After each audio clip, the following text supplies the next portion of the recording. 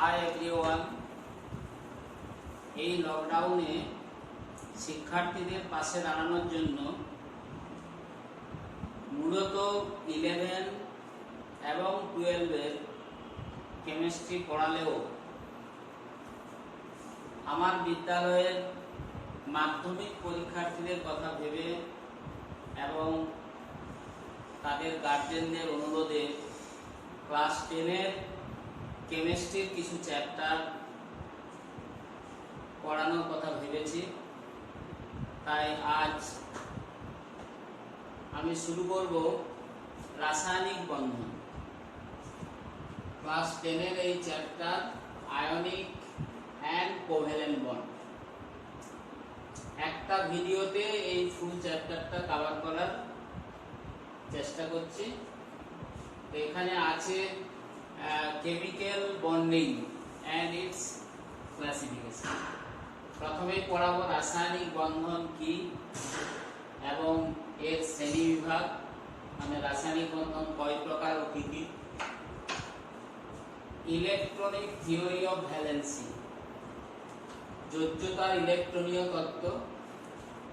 এর মধ্যেই পড়বে octet rule and rule of duplet, অষ্টক সূত্র এবং দ্বৈত সূত্র।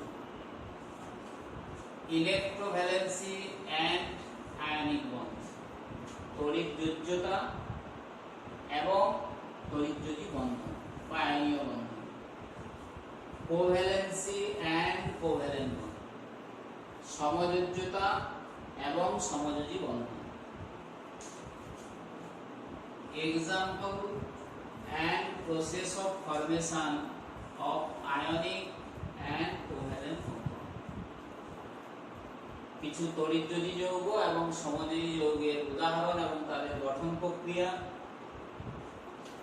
Characteristics of ionic and covalent compound, মানে যে তড়িৎযোজী যৌগ এবং সমযোজী যৌগগুলোর বৈশিষ্ট্য এবং সঙ্গে এদের পার্থক্যটাও হয়ে যাবে।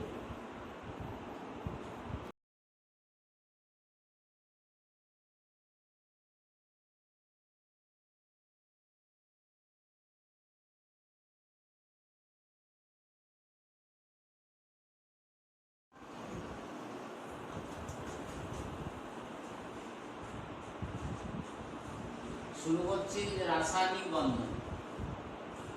প্রথমে আমাদের জানতে হবে রাসায়নিক বন্ধন কি। রাসায়নিক বন্ধন হলো এক প্রকারের আকর্ষণ বল, এক প্রকারের আকর্ষণ বল যার প্রভাবে বিভিন্ন মৌলের পরমাণু, আয়ন বা অণু সংযুক্ত হয়ে সুস্থিত জোটবদ্ধ অবস্থার সৃষ্টি করে। অর্থাৎ বিভিন্ন মৌলের পরমাণু, আয়ন বা অণুগুলো যে আকর্ষণ বলের প্রভাবে যুক্ত হয়ে সুস্থিত যৌগ গঠন করে তাকেই বলা হচ্ছে রাসায়নিক বন্ধন। এখন এই নিষ্ক্রিয় মৌল বা যাদেরকে বলা হয় নোবেল গ্যাস, নিষ্ক্রিয় মৌল বা যাদেরকে বলা হচ্ছে নোবেল গ্যাস, হিলিয়াম, নিয়ন, আর্গন, ক্রিপ্টন, জেনন ও রেডন। এর মধ্যে রেডন হলো তেজস্ক্রিয় মৌল। তো এই হিলিয়াম ছাড়া বাকি মৌলগুলোর ক্ষেত্রে নিয়ন, আর্গন, ক্রিপ্টন, জেনন ও রেডন, এদের ক্ষেত্রে দেখা যায় এদের বহিস্থ কক্ষে 8টি ইলেকট্রন থাকে। বহিস্থ কক্ষে 8টি ইলেকট্রন থাকে। আর হিলিয়ামের বহিস্থ কক্ষে 2টি ইলেকট্রন থাকে। এবং এই নিষ্ক্রিয় মৌলগুলো সাধারণত অন্য কোনো মৌলের সঙ্গে বা নিজেদের মধ্যেও রাসায়নিক বিক্রিয়ায় অংশগ্রহণ করে। তাই এরা রাসায়নিকভাবে নিষ্ক্রিয়। সেই কারণে অন্যান্য মৌলগুলো মানে নিষ্ক্রিয় মৌলগুলো ছাড়া বর্তমানে যে 118টি মৌল আবিষ্কৃত হয়েছে, 118টি মৌল, তাদের মধ্যে এই নিষ্ক্রিয় মৌলগুলো ছাড়া বাকি মৌলগুলোর বহিস্থ কক্ষের ইলেকট্রন বিন্যাস সর্বদা 2 অথবা 8 করতে চায়। যারা নিষ্ক্রিয় মৌলের নিকটতম নিষ্ক্রিয় মৌলের কাঠামো লাভের জন্য বহিস্থ কক্ষের ইলেকট্রন সংখ্যা 8 করতে চায়, তাকে বলবো আমরা অষ্টক সূত্র। আর হাইড্রোজেনের নিকটবর্তী মৌল যেগুলো, যেমন হিলিয়ামের নিকটবর্তী মৌল যেগুলো হাইড্রোজেন, লিথিয়াম ইত্যাদি, এই মৌলগুলো তাদের বহিস্থ কক্ষের ইলেকট্রন সংখ্যা 2 করতে চায়। একে বলা হয় দ্বৈত সূত্র, রুল অফ ডুপ্লেট এবং অক্টেট রুল।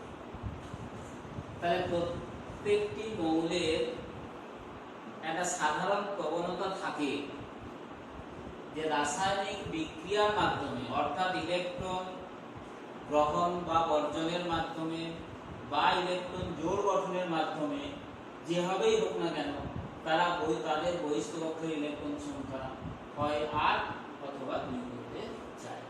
এটাই হলো যোজ্যতার ইলেকট্রনীয় তত্ত্ব।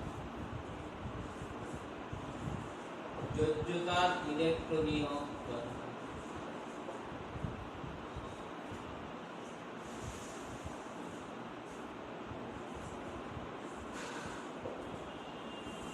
প্রথমে আমাদের জানতে হলো রাসায়নিক বন্ধন কি, তারপরে যোজ্যতার ইলেকট্রনীয় তত্ত্ব। এখানে আমরা দুটো জিনিস পড়ে নেব, অষ্টক সূত্র, দ্বৈত সূত্র। এরপর আসছে রাসায়নিক বন্ধনের শ্রেণী। রাসায়নিক বন্ধনের শ্রেণী। রাসায়নিক বন্ধন মূলত 3 প্রকার: আয়নীয় বন্ধন, 2 সমযোজী বন্ধন এবং 3 অসমযোজী বন্ধন। অসমযোজী বন্ধন। আয়নীয় বন্ধন, ionic bond, covalent bond and coordinate covalent bond. এর মধ্যে অসমযোজী বন্ধনটা তোমরা উচ্চ মাধ্যমিকে পড়বে। আমাদের ক্লাস 10 আলোচ্য বিষয় হচ্ছে আয়নীয় বন্ধন এবং সমযোজী বন্ধন। তবু আমি তোমাদের ধারণাটা দিয়ে রাখছি যে তাহলে মৌলগুলো এই 3 ভাবে, মানে আয়নীয় বন্ধন, সমযোজী বন্ধন বা অসমযোজী বন্ধন গঠনের মাধ্যমে পরস্পরের সঙ্গে যুক্ত হয়ে যৌগ গঠন। না, আয়নীয় বন্ধন কখন সৃষ্টি হবে? না, যখন মৌলগুলো আয়নীয় বন্ধন, প্রথমে পড়ে নিতে হবে, তোমাদের সংজ্ঞা পড়তে হবে, সংজ্ঞা। তারপর আমি আসবো উদাহরণে এবং কোন ধরনের মৌলগুলো এই আয়নীয় বন্ধন গঠন করে। আয়নীয় বন্ধন হচ্ছে কোন ধরনের মৌলগুলো এই আয়নীয় বন্ধন গঠন করে, এটা প্রথমেই আমাদের একটু শিখে নেওয়া দরকার। না, এর আগের চ্যাপ্টারে পর্যায় সারণীতে তোমরা শিখেছো গ্রুপ 1 এবং গ্রুপ 2 তে। গ্রুপ 1 এ আছে যে ক্ষার ধাতুগুলো, গ্রুপ 2 তে আছে ক্ষারীয় মৃত্তিকা ধাতুগুলো, আর গ্রুপ 15, 16 এবং 17 15 নম্বর, 16 নম্বর এবং 17 নম্বর শ্রেণীর মৌলগুলো পরস্পর যুক্ত হয়ে আয়নীয় যৌগ গঠন করে।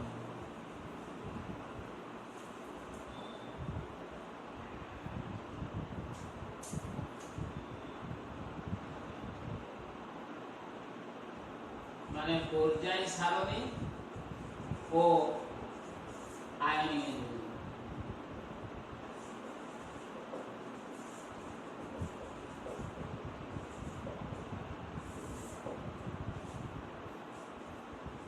পর্যায় সারণী গ্রুপ বা শ্রেণী 1 নম্বর 2 নম্বর। 1 নম্বরে আছে আমাদের লিথিয়াম, সোডিয়াম, পটাশিয়াম, রুবিডিয়াম এবং সিজিয়াম। এখানে ফ্যান্সিয়ামটা আমাদের প্রয়োজন নেই।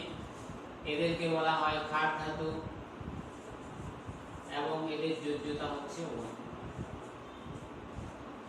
2 আছে beryllium, magnesium, calcium, strontium, barium. এদেরকে বলা হয় ক্ষারীয় মৃত্তিকা ধাতু, ক্ষারীয় মৃত্তিকা ধাতু এবং এদের যোজ্যতা হচ্ছে 2।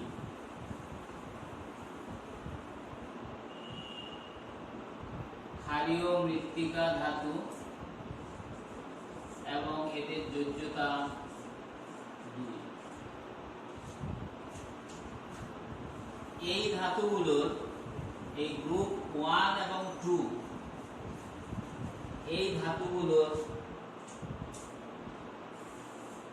আয়নীভবন বিভবের মান, আয়নীভবন বিভবের মান খুব কম। আয়নীভবন বিভব বলতে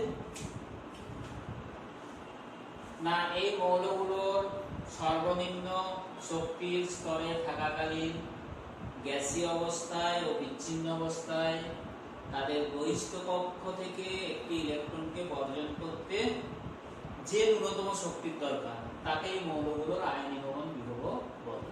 তো এদের আয়নীভবন বিভবের মান কম হওয়ার জন্য এরা সহজেই ইলেকট্রন বর্জন করতে পারে।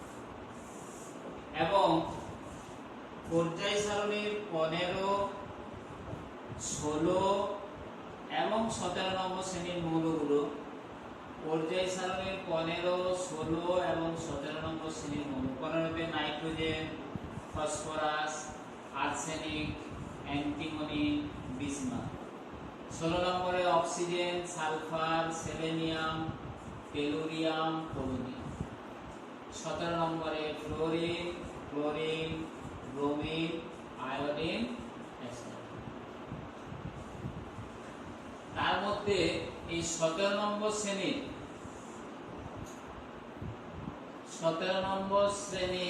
তোমাদের এই 4টা মৌল মনে রাখতে হবে, ফ্লোরিন, ক্লোরিন, ব্রোমিন, আয়োডিন। 16 নম্বরে দুটো মনে রাখলেই চলবে, অক্সিজেন, সালফার। আর 15 নম্বরে দুটো, নাইট্রোজেন এবং ফসফরাস। বাকিগুলো এখানে তোমাদের প্রয়োজন নেই মৌলগুলো। এবং এই মৌলগুলোর যোজ্যতা, এদের যোজ্যতা 3, এদের 2 এবং এই হ্যালোজেন মৌলগুলোর যোজ্যতা আছে 1। এবং এই মৌলগুলো তীব্র তড়িৎ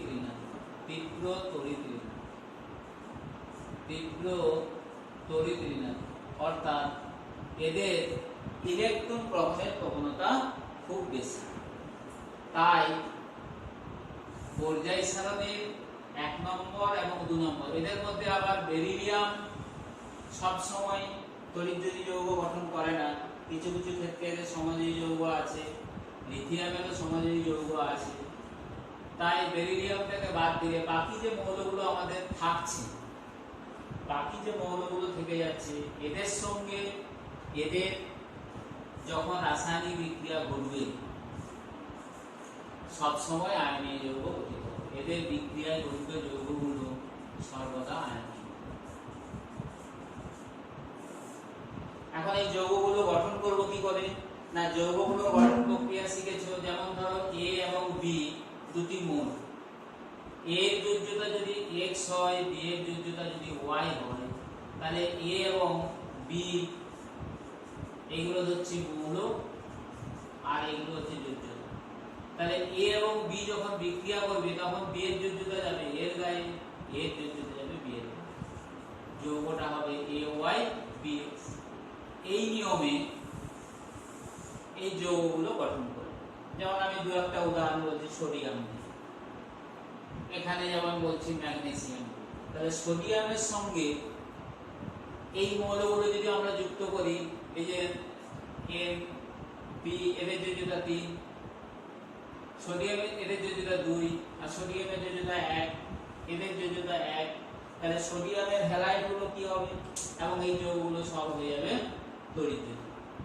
না এরা যেমন এই আয়ন এবং বিভব খুব কম, মানে এরা সহজেই ইলেকট্রন ত্যাগ করবে, এদের তড়িৎ ঋণাত্মকতা খুব বেশি, তার মানে এরা সহজেই ইলেকট্রন গ্রহণ করবে। অর্থাৎ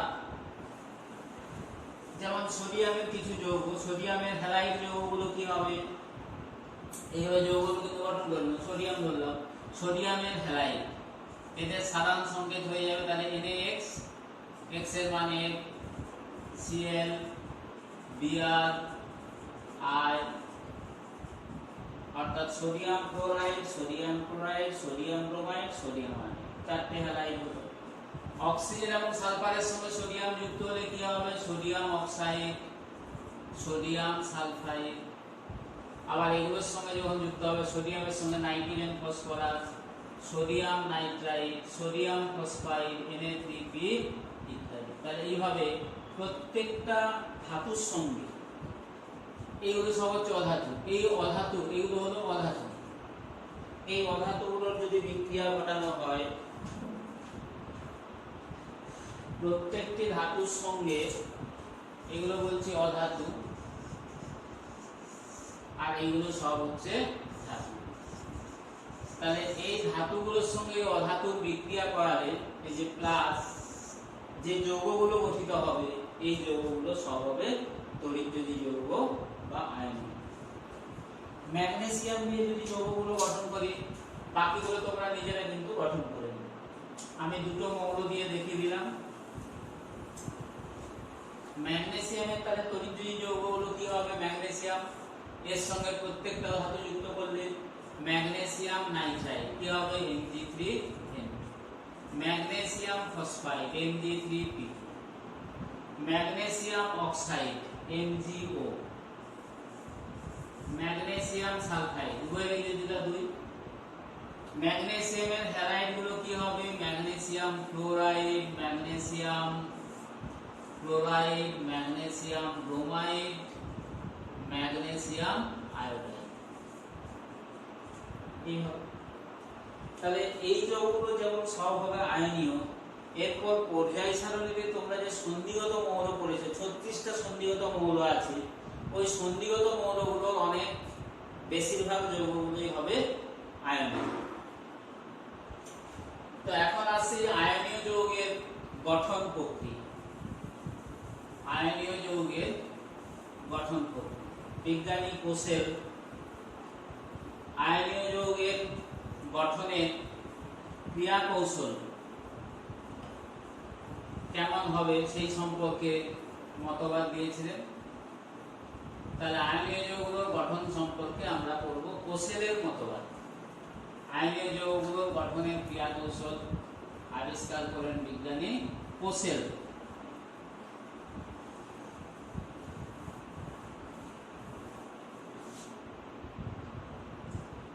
তাহলে উদাহরণ এছাড়াও আরো অনেক আছে, অনেক উদাহরণ আছে, বাকি মৌলগুলো দিয়েও করবে।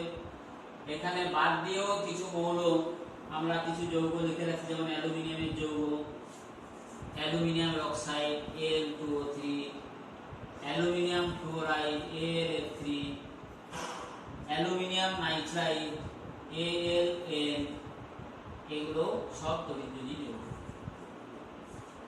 দু একটার গঠন নিয়ে আলোচনা করা যাক। আয়নীয় যৌগের গঠন,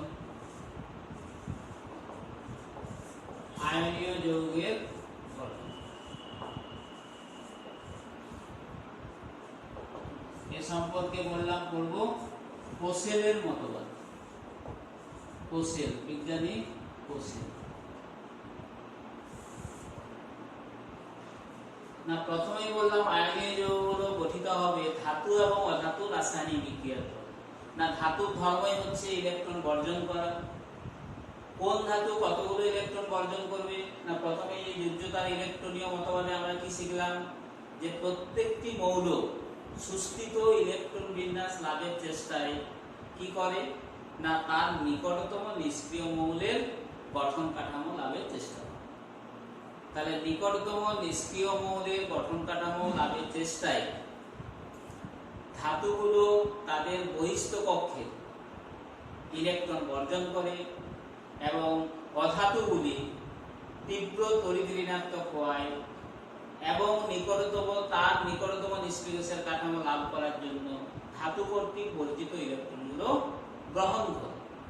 এইভাবে ধাতু ক্যাটায়নে পরিণত হয় এবং অধাতু অ্যানায়নে পরিণত হয়। তারপর ওই ক্যাটায়ন এবং অ্যানায়নের মধ্যে স্থির তড়িৎ আকর্ষণ বলের সৃষ্টি হয় এবং আয়নীয় যৌগ গঠিত হয়। এটাই হলো আয়নীয় যৌগের গঠন প্রক্রিয়া। খুব সহজে ধাতু এবং অধাতুর মধ্যে আয়নীয় যৌগ কিভাবে গঠিত হবে না, ধাতু ইলেকট্রন বর্জন করবে এবং অধাতু এই ইলেকট্রনগুলো গ্রহণ করবে। ধাতু ইলেকট্রন বর্জনের পরে তোমার এটা ক্যাটায়নে পরিণত হবে। এটা এইভাবে না করে ধাতু প্লাস অধাতু করা যায়। ধাতু ইলেকট্রন বর্জন করে ক্যাটায়ন গঠন করবে এবং ধাতু কর্তৃক বর্জিত ইলেকট্রনগুলো অধাতু গ্রহণ করবে। ইলেকট্রন গ্রহণ, অ্যানায়ন উৎপন্ন হবে। অ্যানায়ন মানে হচ্ছে কি নেগেটিভ, ক্যাটায়ন মানে পজিটিভ। অতঃপর এই ক্যাটায়ন এবং অ্যানায়নের মধ্যে স্থির তড়িৎ আকর্ষণ বলের সৃষ্টি হবে। স্থির তড়িৎ আকর্ষণ, তাহলে স্থির তড়িৎ আকর্ষণ বলের প্রভাবে ক্যাটায়ন এবং অ্যানায়ন দৃঢ়ভাবে যুক্ত হয়ে আয়নীয় যৌগ গঠন, অর্থাৎ এই আয়নীয় যৌগ গঠন করবে। আয়নীয় যৌগের মধ্যে যে বন্ধন অর্থাৎ স্থির তড়িৎ আকর্ষণ বল, এই আকর্ষণ বলকেই বলা হচ্ছে আয়নীয় বন্ধন। আয়নীয় বন্ধন, তাহলে এই আয়নীয় বন্ধনের শক্তির উৎস হচ্ছে কি স্থির তড়িৎ আকর্ষণ। এই আয়নীয় বন্ধনের শক্তির উৎস হলো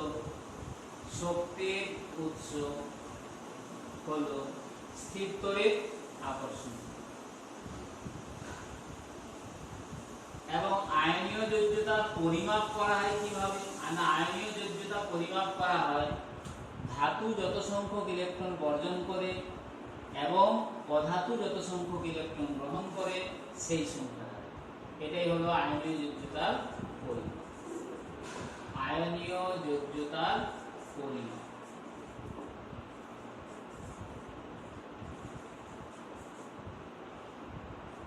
ধাতু যত সংখ্যক ইলেকট্রন বর্জন করে সেটাই হবে ধাতুর তড়িৎ যোজ্যতা। অধাতু যত সংখ্যক ইলেকট্রন গ্রহণ করে সেটা দ্বারা অধাতুর তড়িৎ যোজ্যতা পরিমাপ করা। তাহলে আয়নীয় যোজ্যতা হচ্ছে ইলেকট্রন গ্রহণ বা বর্জনের সংখ্যা দ্বারা আয়নীয় যোজ্যতা পরিমাপ করা।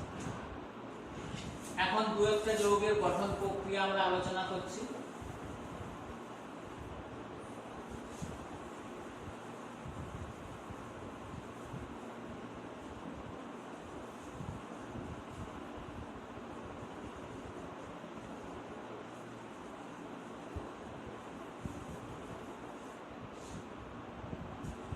প্রথমে বলি ম্যাগনেসিয়াম নাইট্রাইড MgGN এর গঠন। ম্যাগনেসিয়াম নাইট্রাইডের গঠন 1 নম্বর। আয়নীয় যৌগগুলোর গঠন প্রক্রিয়া জানতে হলে প্রথমেই যেটা জানতে হবে এদের পরমাণু ক্রমাঙ্ক। এখানে কি কি মৌল আছে, ম্যাগনেসিয়াম আর নাইট্রোজেন। পরমাণু ক্রমাঙ্ক 12 মানে ইলেকট্রন বিন্যাস জানতে হবে। কে কক্ষ, এল কক্ষ, এন কক্ষ। কে কক্ষে 2টি, এল কক্ষে 8টি আর এন কক্ষে 2টি। নাইট্রোজেনের কে কক্ষে 2টি, এর পরমাণু ক্রমাঙ্ক 7 আর এল কক্ষে 5টি। অর্থাৎ আমরা দেখতে পাচ্ছি যে ম্যাগনেসিয়াম এবং নাইট্রোজেন উভয়েরই নিকটতম নিষ্ক্রিয় মৌল কি নিয়ন এবং এর পরমাণু ক্রমাঙ্ক হচ্ছে 10। তাহলে ম্যাগনেসিয়াম যেহেতু ধাতু, এর 2টো ইলেকট্রন বর্জন করবে। নাইট্রোজেন যেহেতু অধাতু, এর 3টে ইলেকট্রন গ্রহণ করবে। তাহলে এইভাবে ম্যাগনেসিয়াম 2টো বর্জন করছে মানে Mg2+। তাহলে ম্যাগনেসিয়াম পরমাণু আছে কতগুলো, 3টে ম্যাগনেসিয়াম পরমাণু আছে। তাহলে এইভাবে আমাদের এগুলো করে যেতে হবে। তিনটে ম্যাগনেসিয়াম আছে, Mg Mg Mg। ম্যাগনেসিয়ামের শুধু বহিস্থ ইলেকট্রনটা দেখালে আমাদের হবে দুটো বহিস্থ ইলেকট্রন আছে, যে দুটো ইলেকট্রনকে এখানে ডট দিয়ে প্রকাশ করা হয় দুটো, এই ম্যাগনেসিয়ামের হচ্ছে দুটো। এই ইলেকট্রনকে এইভাবে আমরা ডট দিয়ে প্রকাশ করছি। প্লাস নাইট্রোজেন, নাইট্রোজেন আছে কটা, দুটো, N N। নাইট্রোজেনের বহিস্থ কক্ষে 5টা, তাহলে নাইট্রোজেনের 5টা ইলেকট্রনকে আমরা প্রকাশ করছি 2 4 5, 2 4 1 5। তাহলে নাইট্রোজেন 3টে ইলেকট্রন নেবে, তাহলে অর্থাৎ এর দুটো নেবে, এই নাইট্রোজেন এই ম্যাগনেসিয়াম থেকে দুটো নেবে, আর এই ম্যাগনেসিয়াম যে দুটো থেকে গেল একে একটা দিয়ে দাও, আর এর ইলেকট্রন একে একটা দিয়ে। তাহলে আমাদের কি হলো, ম্যাগনেসিয়াম দুটো ইলেকট্রন বর্জন করার পরে এর কি থাকলো, ম্যাগনেসিয়াম কি হয়ে গেল 2+, এই যে 2+, যতগুলো ইলেকট্রন বর্জন করবে তত প্লাস। আছে কতগুলো ম্যাগনেসিয়াম, 3টে ম্যাগনেসিয়াম। তাহলে এইভাবে আমাদের করতে হবে ম্যাগনেসিয়াম 2+, 3টে ম্যাগনেসিয়াম আছে। এখন ম্যাগনেসিয়ামের ইলেকট্রন বিন্যাস কি হলো, তাহলে ম্যাগনেসিয়ামের ছিল কত, একটা এখানে আমরা লিখে দিই 2 8 2। ইলেকট্রন বিন্যাসটা এরকম একটু লিখে দিতে হবে কমা দিয়ে, 2 8 2। দুটো যদি বর্জন করে তাহলে থাকছে কটা, 2 8, অর্থাৎ এই যে নিকটতম নিষ্ক্রিয় মৌল নিয়নের গঠন কাঠামো লাভ করলো। নাইট্রোজেনের ছিল কটা, নাইট্রোজেনের ছিল আমাদের 2 5, এই যে 2, 5 ইলেকট্রন বিন্যাস লিখে দিলাম। এখানে 3টে গ্রহণ করলো, তাহলে 3টে গ্রহণ করার জন্য হয়ে গেল কত, 3-, এবং নাইট্রোজেন আছে কটা, দুটো, তাহলে এর ইলেকট্রন বিন্যাস হয়ে গেল এখন 2 8। তাহলে এই যে ক্যাটায়ন এবং অ্যানায়ন গঠিত হলো, এবং এদের মধ্যে যে ক্যাটায়ন এবং অ্যানায়ন এদের মধ্যে এখন স্থির তড়িৎ আকর্ষণ বলের সৃষ্টি হবে। এখানে আমরা লিখব স্থির তড়িৎ আকর্ষণ, স্থির তড়িৎ আকর্ষণ, স্থির তড়িৎ আকর্ষণ বল দিয়ে গঠিত হবে Mg3। এই হলো ম্যাগনেসিয়াম নাইট্রাইড, অর্থাৎ এটি হচ্ছে একটি আয়নিক যৌগ। ম্যাগনেসিয়াম নাইট্রাইড একটি আয়নিক যৌগ, বোঝা গেছে?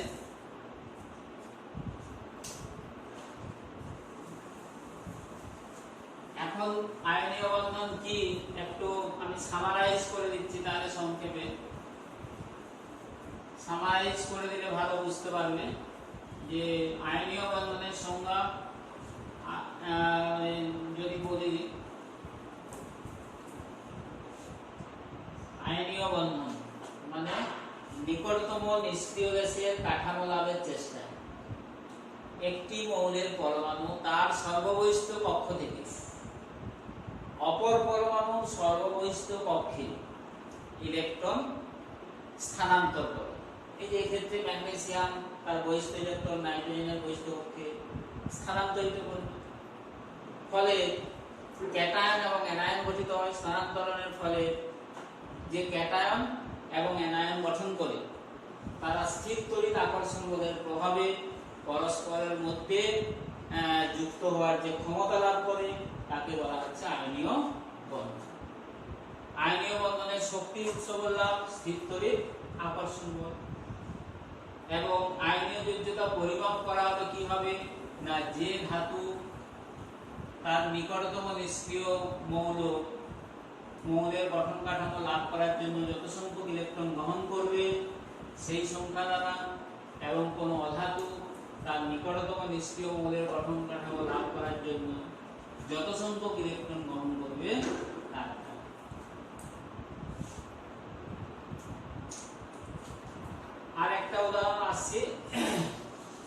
সোডিয়াম ক্লোরাইড NaCl এর গঠন। এখন NaCl এর গঠন প্রক্রিয়া আমি খুবই সহজ, কিন্তু অন্য কারণে আমি এই সোডিয়াম ক্লোরাইডটা একটু পড়াচ্ছি। সোডিয়ামের ইলেকট্রন বিন্যাস 2 8 1, ক্লোরিনের 2 8 7, পরমাণু ক্রমাঙ্ক 17, এর হচ্ছে 11। তাহলে এখানে সোডিয়ামের বহিস্থ কক্ষে একটা ইলেকট্রন আছে, ক্লোরিনের বহিস্থ কক্ষে আছে 7টা ইলেকট্রন, 2 4 6 থেকে 7। সোডিয়ামের নিকটতম নিষ্ক্রিয় মৌল নিয়ন, ক্লোরিনের নিকটতম নিষ্ক্রিয় মৌল আর্গন। মানে এটা আর্গনের কাঠামো লাভ করার চেষ্টা করবে, এটা নিয়নের গঠন কাঠামো লাভ করার চেষ্টা করবে। তাহলে নিয়নের গঠন কাঠামো লাভ করতে হলে এই ইলেকট্রনটা ত্যাগ করবে, আর আর্গনের গঠন কাঠামো লাভ করতে হলে ক্লোরিন কি করবে, সোডিয়াম কর্তৃক এই বর্জিত ইলেকট্রনটা গ্রহণ করবে, তাহলে হয়ে যাবে। তাহলে সোডিয়াম এই ইলেকট্রনটা একে দান করে, ফলে কি হবে, Na+ আর Cl-।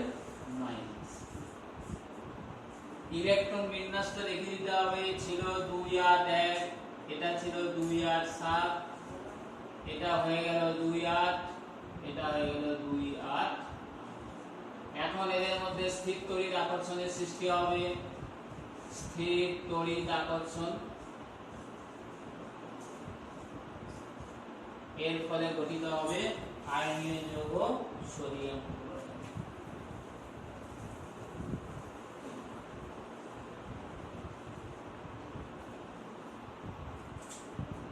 অর্থাৎ সোডিয়াম ক্লোরাইড একটি আয়নীয় যৌগ।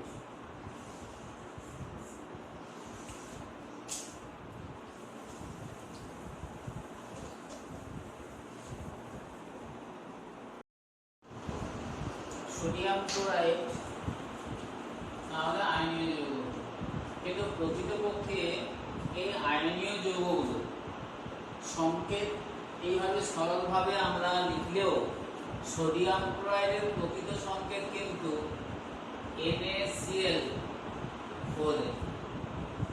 তার কারণ হচ্ছে এই আয়নীয় যৌগগুলো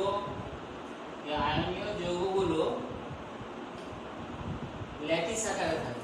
এই আয়নীয় যৌগগুলি সবসময় ল্যাটিস আকারে থাকে, ল্যাটিস, ক্রিস্টাল ল্যাটিস, মানে বহু সংখ্যক Na+ এবং Cl- আয়ন স্থির তড়িৎ আকর্ষণ বলের প্রভাবে পুঞ্জীভূত অবস্থায় থাকে।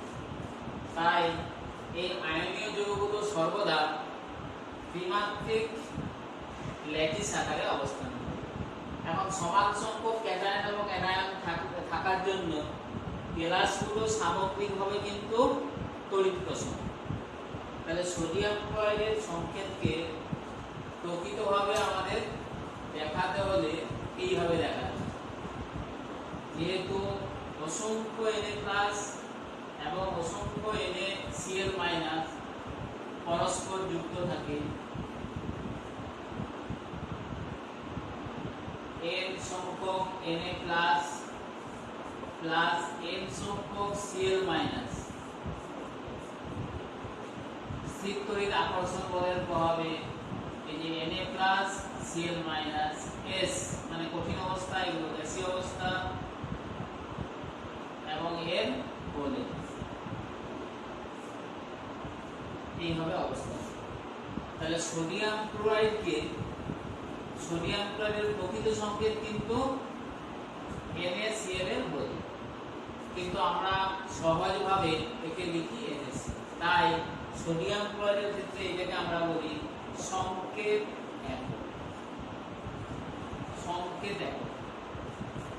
এই কারণে সোডিয়াম ক্লোরাইডের আণবিক ভর হিসেব করলে কত, সোডিয়ামের 23, ক্লোরিনের 35.5, অর্থাৎ m = 58.5।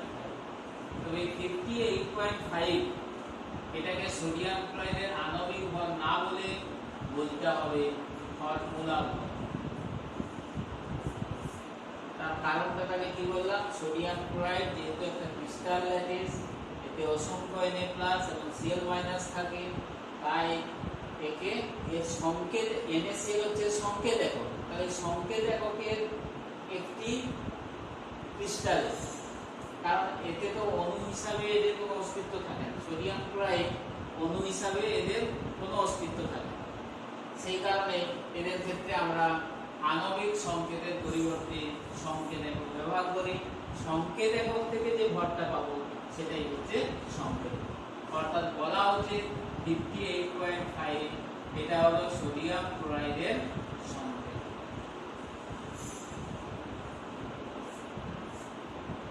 এখন এই ক্রিস্টাল ল্যাটিসের গঠন একটু বোঝানোর চেষ্টা করছি। দেখো, সোডিয়াম ক্লোরাইডের যদি আমরা দ্বিমাত্রিক গঠন নিই, দ্বিমাত্রিক গঠন মানে এই মানে যে Na+ Cl- এইভাবে অবস্থান করে, Na+ Cl- Na+, এই যে ক্যাটায়ন থেকে অ্যানায়ন আকারে বড়, Cl- কে যে সবুজ কালিতে দেখিয়েছি এইভাবে, এটা হচ্ছে দ্বিমাত্রিক গঠন। দ্বিমাত্রিক গঠনটা কিন্তু প্রকৃতপক্ষে সোডিয়াম ক্লোরাইড ত্রিমাত্রিক গঠন রূপে থাকে। প্রকৃত গঠনটা তোমরা বই থেকে দেখবে, আঁকাটা অত সহজে হয় না, জাস্ট এমনি বোঝানোর চেষ্টা করেছি যে এটা অষ্টতলকীয় আকারে, এর কেলাসগুলো অষ্টতলকীয় আকারে থাকে, তাতে প্রত্যেকটি Na+, এই কালোগুলোকে বলেছে Na+, সবুজগুলোকে বলেছে Cl-, এর কেলাসে দেখা যায় এক একটি Na+ আয়নকে ঘিরে সমদূরত্বে 6টি করে Cl- আয়ন, ঠিক একইভাবে একটি Cl- আয়নকে কেন্দ্র করে 6টি Na+ আয়ন। এখানে 5টা Na+ দেখতে পাচ্ছ Cl- কে কেন্দ্র করে, আর একটা এদিকে থাকবে, কারণ এরকম অসংখ্য অষ্টতলক ইউনিট, অষ্টতলকীয় ইউনিট নিয়ে সোডিয়াম ক্লোরাইডের এই ক্রিস্টাল ল্যাটিসটা গঠিত। তাহলে এই গেল আমাদের সোডিয়াম ক্লোরাইড এবং আয়নীয় যৌগের গঠন প্রক্রিয়া। খনিজ যৌগগুলোর বৈশিষ্ট্য, ক্যারেক্টারিস্টিক্স অফ আয়নিক কম্পাউন্ড, এগুলো পরে ডিসকাস করছি, ওই সমযোজ্যতার পরে একসাথে করব। তাহলে এখন আসছে সমযোজ্যতা।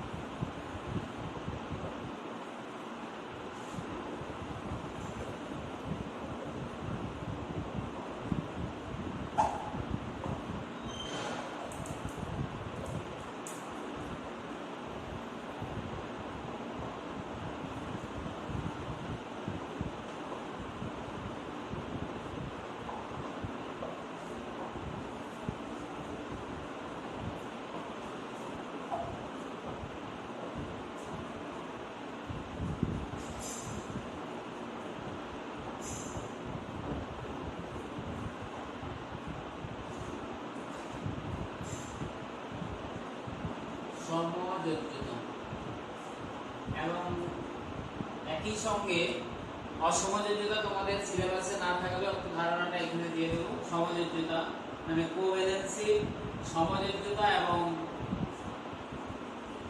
সমযোজী বন্ধন।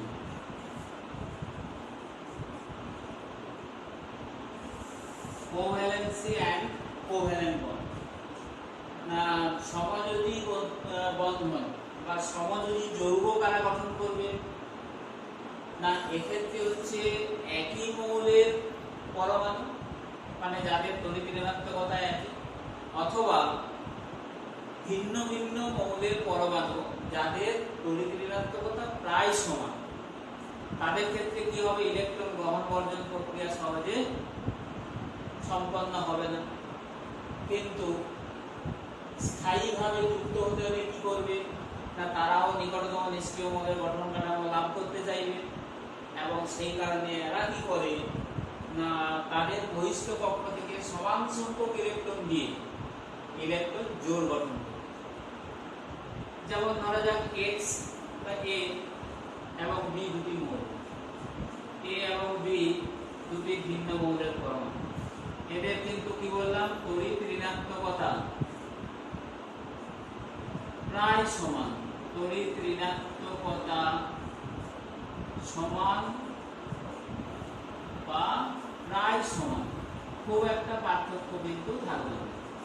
তাহলে প্রায় সম তড়িৎ ঋণাত্মকতা সম্পন্ন অথবা তড়িৎ ঋণাত্মকতার পার্থক্য কম, এইরকম মৌলের পরমাণুগুলো কি করবে, তারা তাদের বহিষ্ঠ কক্ষ থেকে সমান সংখ্যক ইলেকট্রন দেবে।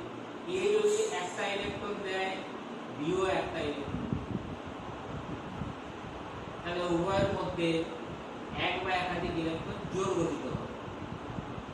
এখন এই ইলেকট্রন জোড়টা যেহেতু দুটি মৌলের পরমাণু সমান সংখ্যক ইলেকট্রন দিয়ে গঠন করেছে, তাই এই জোড়টির প্রতি উভয়ের কন্ট্রিবিউশনও সমান থাকে।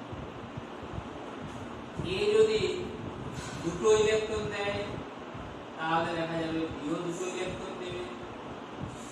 এ যদি তিনটে ইলেকট্রন দেয়, তাহলে বিও কিন্তু তিনটে ইলেকট্রন দেবে। তাহলে যেটা বলা হলো, এ এবং বি দুটি ভিন্ন মৌলের পরমাণু যাদের তড়িৎ ঋণাত্মকতা প্রায় সমান বা সমান, সেজন্য এদের মধ্যে ইলেকট্রন গ্রহণ বর্জন প্রক্রিয়া সম্পন্ন হচ্ছে। এ ও বি একটা ইলেকট্রন জোড় হতে পারে, দুটো হতে পারে, তিনটে হতে পারে। তাহলে এদের মধ্যে দেখো এই ইলেকট্রন জোড়টাকে বি যেমন ব্যবহার করবে, এও কিন্তু সেরকম ব্যবহার সমানভাবে ব্যবহার করবে। অর্থাৎ এদের মধ্যে এ এবং বি এর মধ্যে একটি সমযোজী বন্ধন গঠিত। এটি হবে সমযোজী বন্ধন। একে ড্যাশ চিহ্ন দিয়ে প্রকাশ করা হয়। না, উভয়ের মাঝে যদি একটি জোড় গঠিত হয় তাহলে তাকে এক বন্ধন, অর্থাৎ এটা হলো সমযোজী বন্ধন। এ ও বি এটি হচ্ছে সমযোজী বন্ধন। সমযোজী দুটো জোড় গঠিত হলে তাহলে এদের মধ্যে কি হবে, যদি দুটো জোড় গঠিত হয় তাহলে এদের মধ্যে হবে এরকম, এ দুটো ইলেকট্রন, বি দুটো ইলেকট্রন দিও, এই জোড়টাকে এও ব্যবহার করবো, এও ব্যবহার করবো, তাহলে এদের মধ্যে হবে এ দ্বিবন্ধন। এটা হলো সমযোজী এক বন্ধন, এটা হচ্ছে সমযোজী দ্বিবন্ধন।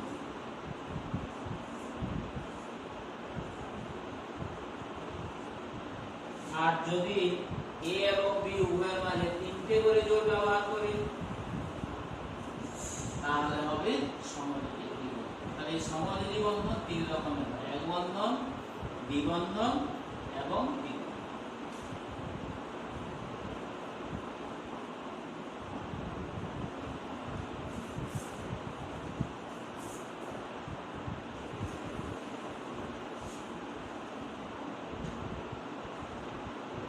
এ এবং বি এদের মধ্যে যদি তিনটে করে জোড় গঠিত হয়,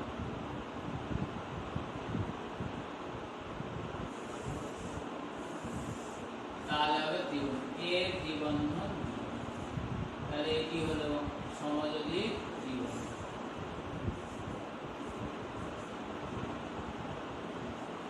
তাহলে সমযোজী বন্ধন কি তিন প্রকার, সমযোজী বন্ধন হচ্ছে তিন প্রকার, এক বন্ধন, দ্বিবন্ধন এবং ত্রিবন্ধন।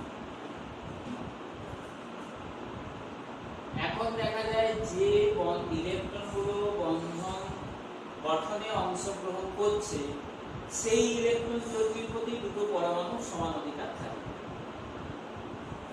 এছাড়াও দেখা যায় কোনো পরমাণুকে যদি অব্যবহৃত ইলেকট্রন জোড় থেকে যায়, ধরা যাক এতে একটা ইলেকট্রন জোড় থেকে গেল, তাহলে এটা কিন্তু বন্ধন গঠনে অংশগ্রহণ করছে না, মানে যে কমন সার্কেলে যেটা থাকবে সেটাই হচ্ছে বন্ধন গঠনে অংশগ্রহণ করবে। তাহলে এই জোড়টা যদি এর মধ্যে থেকে যায়, তাহলে সমযোজী বন্ধন গঠনের পরও এর মধ্যে থেকে যাবে, তখন এই ইলেকট্রন জোড়টাকে আমরা বলবো নিঃসঙ্গ ইলেকট্রন জোড়। নিঃসঙ্গ ইলেকট্রন ইংরেজিতে বলা হয় লোন পেয়ার, ইংরেজিতে হচ্ছে লোন পেয়ার।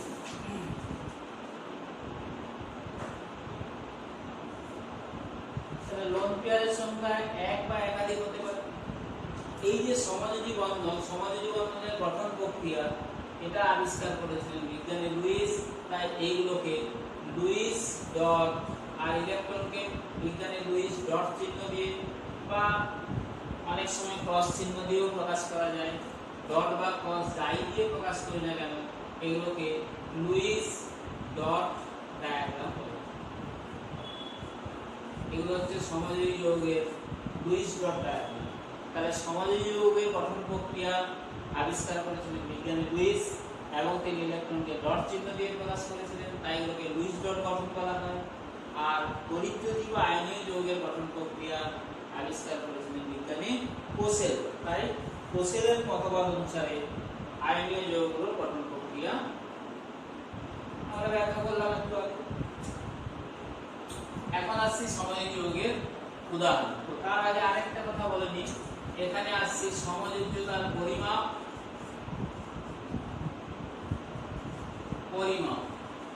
পরিমাপ কি হবে না, সমযোজ্যতার পরিমাপ বলতে বোঝায় যে সমযোজী বন্ধনে অংশগ্রহণকারী পরমাণুগুলি যে যতগুলো ইলেকট্রন জোড় ব্যবহার করেছে তার সংখ্যা দ্বারা, মানে গঠিত দুটি পরমাণুর মধ্যে গঠিত ইলেকট্রন জোড়ের সংখ্যা দ্বারা সমযোজ্যতার পরিমাপ করা। তার মানে দুটো পরমাণুর মধ্যে যত সংখ্যক ইলেকট্রন জোড় গঠিত হবে তার দ্বারাই সমযোজ্যতা পরিমাপ করা। তাহলে এই প্রথম উদাহরণে এখানে এ ও বি এর সমযোজ্যতা কত হবে? একটা জোড় গঠন করেছে 1, দুটো জোড় গঠন করেছে, এখানে এ ও বি এর সমযোজ্যতা 2, এই উদাহরণে এ ও বি এর সমযোজ্যতা হচ্ছে 3। তাহলে এখানে সমযোজ্যতা সমান 1, এখানে 2, এখানে সমযোজ্যতা সমান 3। ক্লিয়ার? এখন আরেকটা জিনিস আছে, সমযোজ্যতা মানে সমযোজী বন্ধন গঠনের শক্তির উৎস।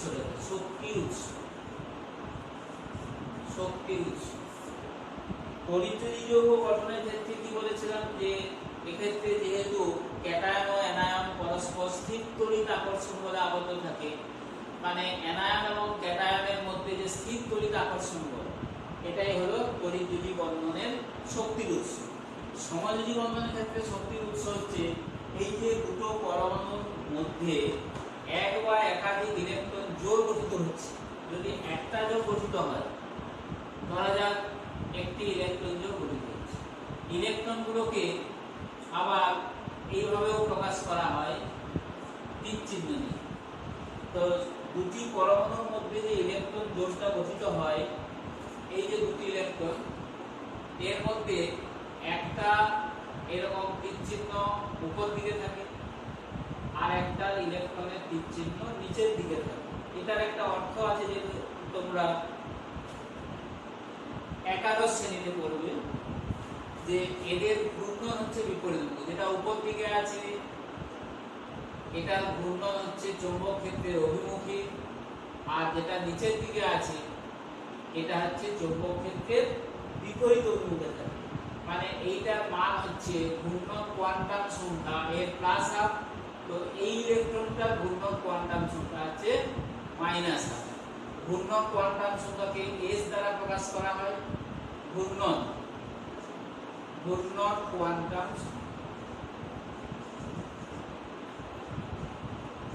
কোয়ান্টাম সংখ্যার ধারণাটা কি? না এখানে হচ্ছে না পরমাণুর গঠনের সঙ্গে সৌরজগতের গঠনের তো অনেক মিল আছে। সৌরজগতের ক্ষেত্রে যেমন সূর্যকে কেন্দ্র করে পৃথিবী ঘুরতে থাকে, যখন সূর্যের চারপাশে পৃথিবী আবর্তন করে, আবার পৃথিবী নিজ অক্ষের সাপেক্ষেও লাঠিমের মতো সর্বদা পাক খেতে থাকে, যে কারণে আহ্নিক গতি বার্ষিক গতির সৃষ্টি হয়। ঠিক এখানেও ইলেকট্রন নিউক্লিয়াসকে কেন্দ্র করে, এই যে পরমাণুর কেন্দ্রে কি থাকে নিউক্লিয়াস, এবং নিউক্লিয়াসকে কেন্দ্র করে ইলেকট্রন এরকম বৃত্তাকার কক্ষপথে, এই যে ইলেকট্রন এরকম বৃত্তাকার কক্ষপথে আবর্তন করলেও আবার ইলেকট্রন কিন্তু নিজ অক্ষের সাপেক্ষে সর্বদা এরকম লাঠিমের মতো পাক খেতে থাকে, এবং তার ঘূর্ণনটা এবং ঘড়ির কাঁটার দিকেও হতে পারে, ঘড়ির কাঁটার বিপরীত দিকেও হতে পারে। যখন ঘড়ির কাঁটার দিকে হয় তখন প্লাস হাফ, বিপরীত দিকে হলে মাইনাস। অর্থাৎ ইলেকট্রন নিজেই এক একটি ক্ষুদ্র চুম্বকের মতো আচরণ। তাহলে এই যে দুটো ইলেকট্রন কিন্তু প্রকৃতপক্ষে থাকেই না। তাহলে দুটো বিপরীত ঘূর্ণন বিশিষ্ট ইলেকট্রনের দুটো মানে যে বিপরীত ঘূর্ণন বিশিষ্ট ইলেকট্রন জোড়ে চুম্বকীয় তড়িৎ চুম্বকীয় আকর্ষণ, এর ফলে তড়িৎ চুম্বকীয় আকর্ষণ বলে সৃষ্টি হয়। এই তড়িৎ চুম্বকীয় আকর্ষণ বলেই হচ্ছে সমযোজী বন্ধন গঠনের উৎস। তাহলে এর উৎস হচ্ছে তড়িৎ চুম্বকীয় আকর্ষণ। এটা একটু মনে রাখবে, তড়িৎ চুম্বকীয় আকর্ষণ। তাহলে সমযোজী বন্ধনের শক্তির উৎস হচ্ছে তড়িৎ চুম্বকীয় আকর্ষণ। এখন আমরা এই সমযোজী যৌগের উদাহরণ নিয়ে আলোচনা করব। মোটামুটি আইডিয়া দিয়েছি। সমযোজী বন্ধন হচ্ছে যে তিন রকমের, এক বন্ধন, দ্বিবন্ধন। এখন প্রত্যেকটার আমরা এক দুটো করে উদাহরণ আলোচনা করছি।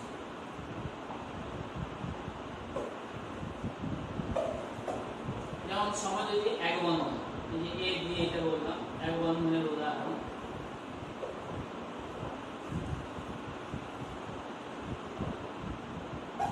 আমি সবগুলোর গঠন আলোচনা করার সময় না পেলেও উদাহরণমূলক বলে দিচ্ছি। সমযোজী এক বন্ধন, সমযোজী এক বন্ধন,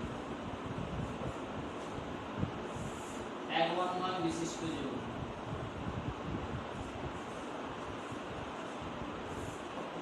যেমন HCl, NH3, H2O, CH4, C2H6, ethane, HF ইত্যাদি। আচ্ছা, এগুলো কিছু যৌগিক অণু বললাম। মৌলিক অণু কিছু বলছি, যেমন H2Cl2, H2Cl2, F2 ইত্যাদি। দ্বিবন্ধন, সমযোজী দ্বিবন্ধনের কিছু উদাহরণ বলি। তারপর বিশিষ্টর গঠনগুলো আমরা আলোচনা করব। সমযোজী দ্বিবন্ধনের উদাহরণ, সমযোজী দ্বিবন্ধন বিশিষ্ট যৌগ,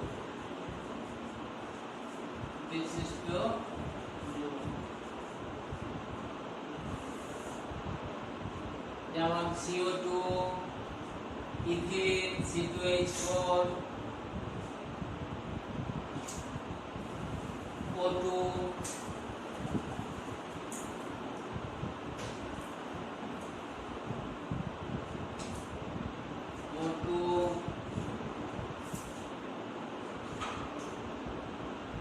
সমযোজী ত্রিবন্ধন বিশিষ্ট যৌগ, সমযোজী ত্রিবন্ধন বিশিষ্ট যৌগ।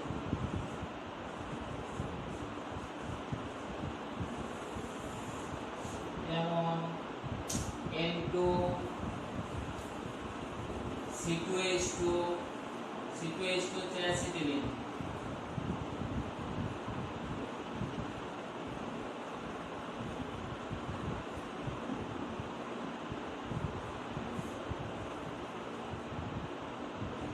N2, C2H2 অ্যাসিটিলিন, HCl ইত্যাদি ইত্যাদি। এইগুলো হলো উদাহরণ। এখন গঠন প্রক্রিয়াটা একটু দেখা যাক।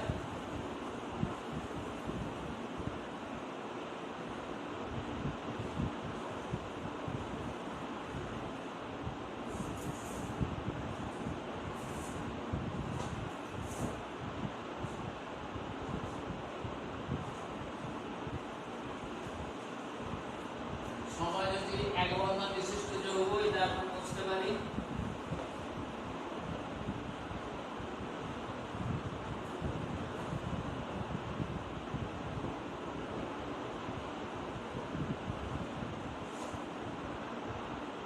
যেমন NH3 প্রথমে দেখা, NH, এগুলোর বলবো আমরা লুইস ডট গঠন। আচ্ছা, এইগুলো গঠন করার আগে প্রথমেই তোমাদের যে একটা অণুর মধ্যে কেন্দ্রীয় পরমাণু নির্বাচন করতে হবে। কেন্দ্রীয় পরমাণু কোনটা এটা ফার্স্ট জানতে হবে। না কেন্দ্রীয় পরমাণু এমনি দেখেও বোঝা যায় যে সংখ্যায় কম থাকবে, যেমন এখানে নাইট্রোজেন একটা, তাহলে নাইট্রোজেনকে কেন্দ্র করে তিনটা হাইড্রোজেন পরমাণু আছে।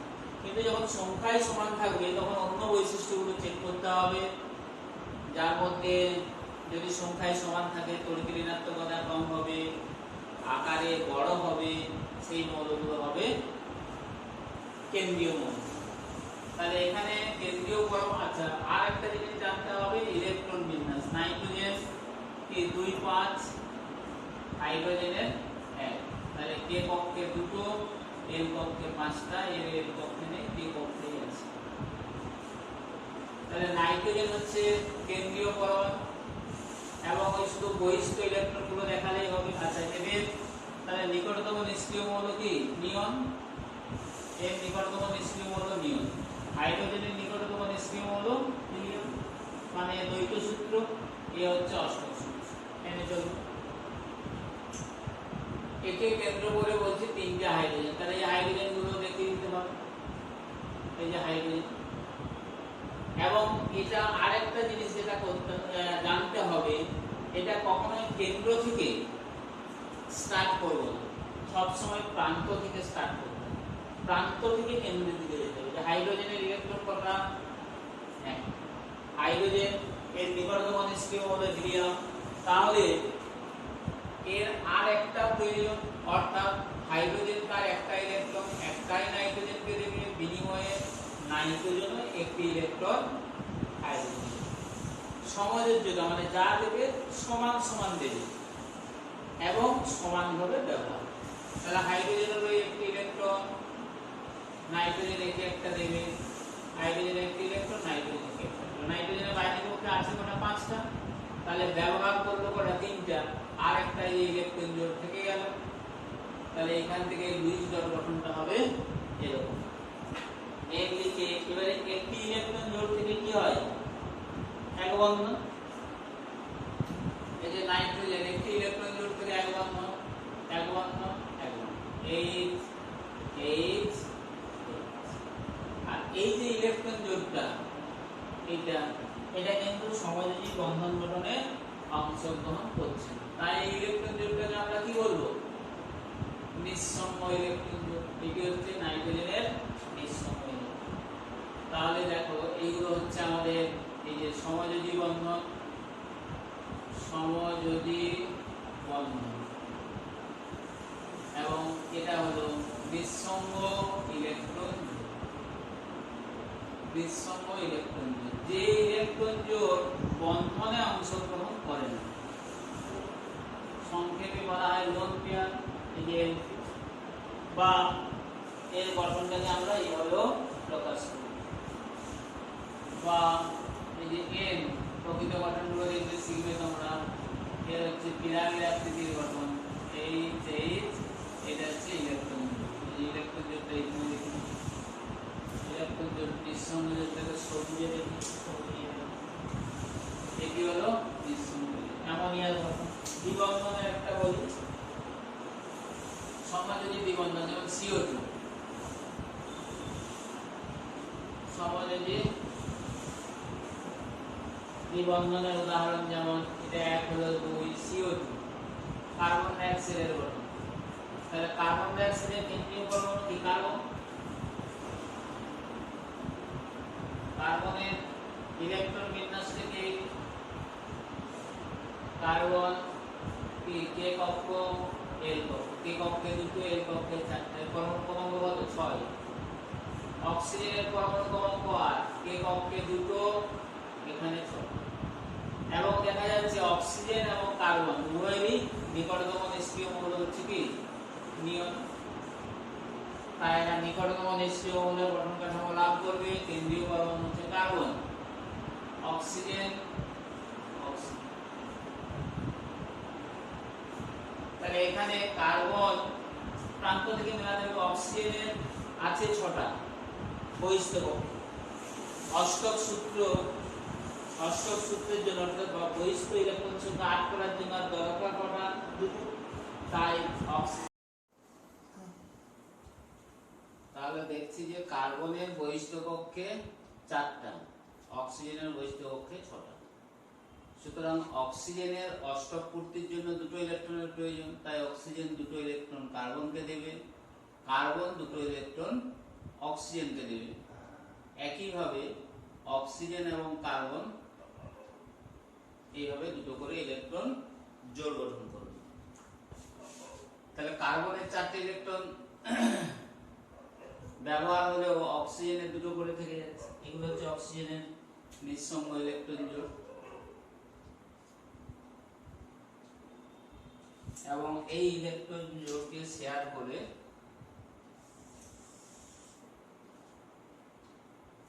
এদের অষ্টক পূর্তি হচ্ছে। কার্বনের অষ্টক পূর্তি এই যে, তাহলে এটি হলো কার্বন ডাই অক্সাইডের Lewis dot diagram, C double bond O double bond. অক্সিজেনের 2টো করে নিঃসঙ্গ ইলেকট্রন জোড়। আচ্ছা, এরপর আসছে ত্রিবন্ধন, সমযোজী ত্রিবন্ধন রয়েছে। এরকম একটি উদাহরণ অ্যাসিটিলিন, অ্যাসিটিলিন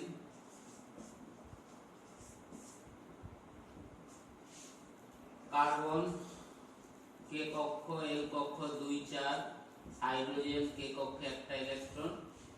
আর এতে জৈব যৌগে সবসময় সিসি বন্ড থাকে, তাই সিসি কার্বন গুলো কাছাকাছি রাখতে হবে, হাইড্রোজেন এইভাবে। একইভাবে হাইড্রোজেন কার্বনের মধ্যে 1টা জোড়, হাইড্রোজেন 1টা দেবে, কার্বন 1টা দেবে। কার্বনের তাহলে থাকছে কটা? 3টে, মানে এরা উভয়ের মধ্যে 3টে করে ইলেকট্রন জোড় গঠন করবে। হাইড্রোজেন দ্বৈত পূর্তি ঘটাচ্ছে, কার্বনের এই যে অষ্টক পূর্তি, এই কার্বনের অষ্টক পূর্তি, হাইড্রোজেনের দ্বৈত পূর্তি। তাহলে গঠনটা হয়ে যাচ্ছে H single bond C, triple bond C, single bond H.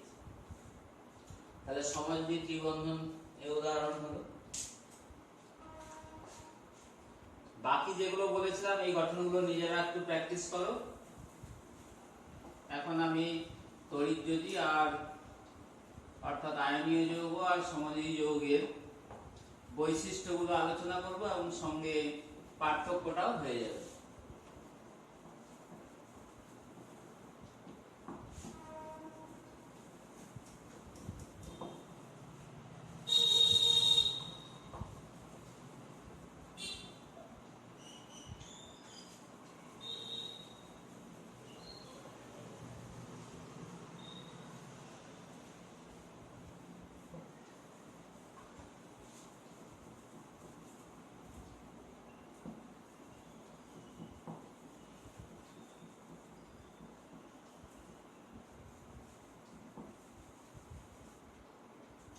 তড়িৎযোজী যৌগ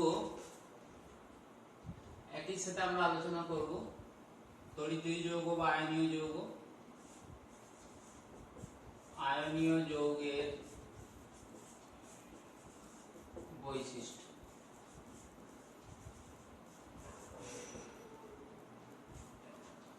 আর এখানে বলছি সমযোজী যৌগের বৈশিষ্ট্য।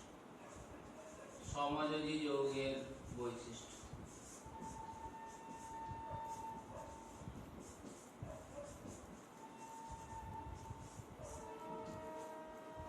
সঙ্গে তাদের পার্থক্যগুলো হয়ে যাবে আমাদের।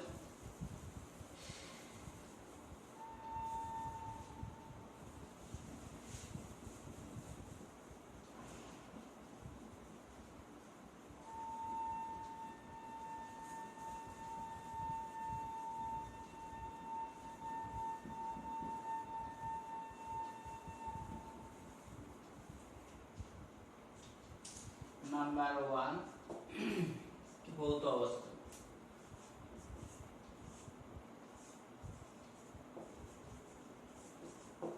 একই পয়েন্ট এখানে ভৌত অবস্থা।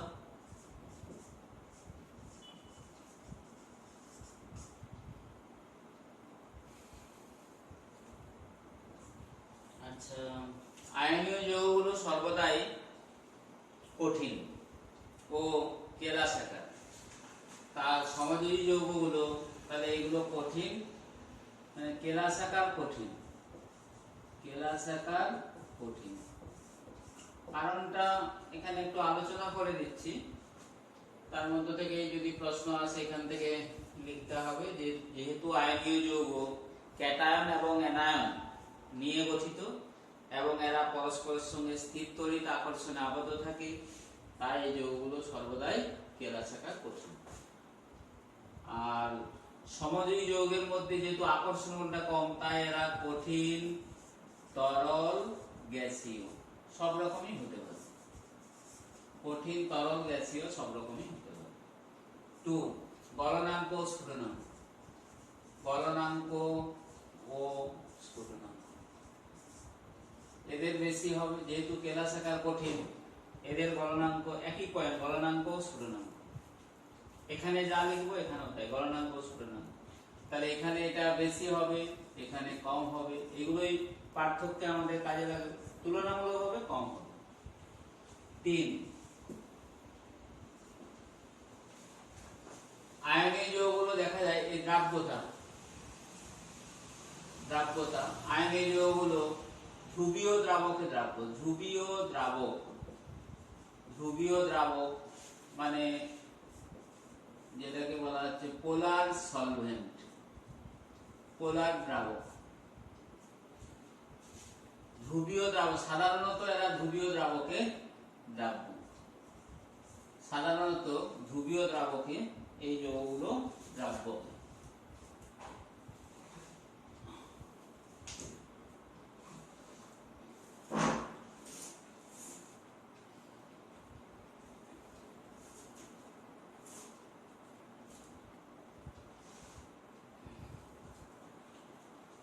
আর এই যৌগগুলো অধ্রুবীয় দ্রাবকে দ্রাব্য। অধ্রুবীয় দ্রাবকে দ্রাব্য। ধ্রুবীয় দ্রাবক বলতে যেমন এর ভালো উদাহরণ হচ্ছে জল। জল একটি ধ্রুবীয় দ্রাবক। আর অধ্রুবীয় দ্রাবক এখানে কার্বন, জৈব দ্রাবকগুলো carbon tetrachloride, chloroform, benzene, ether প্রভৃতি। এখন ধ্রুবীয় দ্রাবক বলতে যে সমস্ত দ্রাবকে দুটো বিপরীত পোল অর্থাৎ দুটো বিপরীত মেরু থাকে। জলের যেমন HOH, জল একটি সমযোজী যৌগ, এটা মাইনাস, কারণ অক্সিজেনের তড়িৎ ঋণাত্মকতা বেশি বলে এই বন্ধন জোড়টা অক্সিজেনের দিকে থাকবে, তাই ডেল্টা মাইনাস, মানে আংশিক নেগেটিভ এবং আংশিক পজিটিভ। তাহলে যেখানে দুটো বিপরীত মেরু থাকে তারা হচ্ছে পোলার দ্রাবক। আর এগুলো হচ্ছে নন অধ্রুবীয় দ্রাবক, মানে নন পোলার সলভেন্ট। তাহলে ধ্রুবীয় দ্রাবকে দ্রাব্য, এরা অধ্রুবীয় দ্রাবকে দ্রাব্য। 4 হচ্ছে তড়িৎ পরিবাহিতা। তড়িৎ পরিবাহিতা এখানে হচ্ছে এই যে আয়নীয় যৌগগুলো কঠিন অবস্থায় কিন্তু তড়িৎ পরিবহন করে না। কঠিন অবস্থায় তড়িৎ পরিবহন করে না, কঠিন অবস্থায় করে না, কিন্তু গলিত অবস্থায় বা জলে দ্রবীভূত অবস্থায় তড়িৎ পরিবহন করে। এটা একটু ব্যাখ্যা করে দিচ্ছি। কারণ আয়নীয় যৌগগুলোতে ক্যাটায়ন এবং অ্যানায়ন স্থির তড়িৎ আকর্ষণ বলে আবদ্ধ থাকার জন্য আয়নগুলো কিন্তু এই অবস্থায় যৌগের মধ্যে চলাচল করতে পারে না, তাই এরা তড়িৎ পরিবহন করে না। আর গলিত অবস্থায় করে কেন না? গলিত অবস্থায় এই পদার্থগুলোর মধ্যে, আয়নীয় যৌগগুলোর মধ্যে যে অতিরিক্ত শক্তি জমা থাকে, অতিরিক্ত শক্তি বলতে কি তাপ শক্তি জমা থাকে, তা আয়নগুলোকে চলাচলে সাহায্য করে, মানে মুভমেন্টে সাহায্য করে, সেই কারণে তড়িৎ পরিবহন করে। আবার জলে দ্রবীভূত অবস্থায় কি হয়? জল যেহেতু একটা ধ্রুবীয় দ্রাবক, একটা আয়নীয় যৌগ ধরা যাক এই যে M+X-, আর ধ্রুবীয় দ্রাবক জল এর H+OH-, এই যে H+OH-, HOH delta minus delta plus. তাহলে আয়নীয় যৌগগুলো যখন জলের সংস্পর্শে আসে বা অন্য কোনো ধ্রুবীয় দ্রাবকের সংস্পর্শে আসে, তখন ওই বিপরীত আয়নগুলোর মধ্যে, এই যে প্লাসের সঙ্গে মাইনাস, এই প্লাসের সঙ্গে মাইনাস, এই বিপরীত আয়নগুলোর মধ্যে ইন্টারঅ্যাকশন ঘটে। ফলে কি হয়, এদের মধ্যে যে আকর্ষণ বল ক্যাটায়ন অ্যানায়নের মধ্যে, এটা ক্রমশ শিথিল হতে থাকে এবং এক সময় এরা আয়নে বিচ্ছিন্ন হয়ে যায়। n প্লাস x মাইনাস এই আয়নে বিচ্ছিন্ন হয়ে যায় এবং বিচ্ছিন্ন হয়ে যাওয়ার পরে কি হয়, এরা এই জল অণু দ্বারা পরিবেষ্টিত হয়ে যায়। তাহলে এই অবস্থাটাকে বলা হচ্ছে দ্রাবকায়িত অবস্থা। দ্রাবকায়িত অবস্থা। বিচ্ছিন্ন অবস্থায় থাকলে এগুলোকে জল অণুগুলো ঘিরে ফেলে। এদিকে জল অণু জল অণু জল অণু, এই জল অণু দ্বারা পরিবেষ্টিত থাকে, এইটাকে বলা হচ্ছে দ্রাবকায়িত অবস্থা। এবং তখন এরা তড়িৎ পরিবহন করে, এই ক্যাটায়ন এবং অ্যানায়ন পরস্পর থেকে বিচ্ছিন্ন হলে তড়িৎ পরিবহন করে। সমযোজী যৌগের ক্ষেত্রে কি না, এরা তড়িৎ পরিবহন করে না, এরা তড়িৎ পরিবহন করে না। 5 নম্বর পয়েন্ট হচ্ছে সমাবয়বতা। আচ্ছা, 5 নম্বর সমাবয়তে যাওয়ার আগে আরেকটা পয়েন্ট আলোচনা করে দিই। 5 রাসায়নিক বিক্রিয়া। 5 নম্বর পয়েন্ট হচ্ছে বিক্রিয়ার গতিবেগ। এই আয়নীয় যৌগগুলোর পয়েন্টটা হলো বিক্রিয়ার গতিবেগ। বিক্রিয়ার গতিবেগ। আয়নীয় যৌগগুলোর বিক্রিয়া দ্রুত গতিতে হয়, কেন না আয়নীয় যৌগগুলো আয়নের মাধ্যমে বিক্রিয়া করে, তাই এই বিক্রিয়াগুলো দ্রুত গতিতে ঘটে। কিন্তু এক্ষেত্রে বিক্রিয়াগুলো মন্থর গতিতে ঘটে, দ্রুত গতিতে ঘটে, আর এখানে মন্থর গতিতে ঘটে। 6 নম্বর পয়েন্ট, তাহলে আমাদের এই পয়েন্টটা শেষ হবে। এখানে তার মধ্যে এই কোশ্চেনটা ইম্পর্টেন্ট হলো, কঠিন অবস্থায় তড়িৎ পরিবহন করে না কেন। না, কঠিন অবস্থায় আরেকবার রিপিট করছি যে কঠিন অবস্থায় আয়নগুলোর মধ্যে স্থির তড়িৎ আকর্ষণ বলটা এতটাই তীব্র থাকে যে এই যৌগগুলোর দুই বিপরীত প্রান্তে যদি আমরা উচ্চ বিভব প্রয়োগ করি, তাহলেও দেখা যায় আয়নীয় যৌগের মধ্যে যে আয়নগুলো থাকে তাদের যথেষ্ট আপেক্ষিক সরণ ঘটে। সেই কারণে এরা তড়িৎ পরিবহন করে না। তার মানে কঠিন অবস্থায় তড়িৎ পরিবহন করে না, এই পয়েন্টটা একটু মনে রাখতে হবে। 6 নম্বর পয়েন্ট যেটা লাস্ট, সমাবয়বতা। তড়িৎযোজী যৌগগুলোর মধ্যে সমাবয়বতা দেখা যায় না, কিন্তু এখানে সমযোজী যৌগগুলোর মধ্যে সমাবয়বতা দেখা যায়।